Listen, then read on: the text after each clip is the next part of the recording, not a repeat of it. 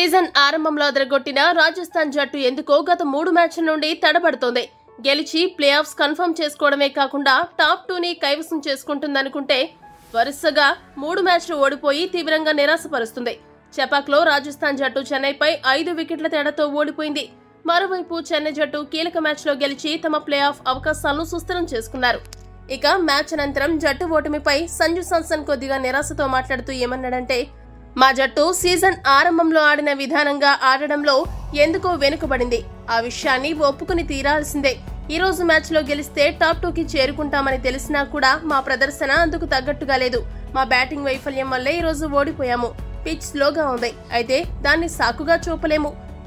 మేము మరిన్ని పరుగులు చేసి ఉండాల్సిందే. అప్పుడు గెలిచే అవకాశాలు మాకు ఎక్కువగా ఉండేవి. అయితే ఈ చిన్న లక్ష్యాన్ని కాపాడుకోవడానికి మా బౌలర్లు చేసిన ప్రయత్నాన్ని మెచ్చుకోవాలి.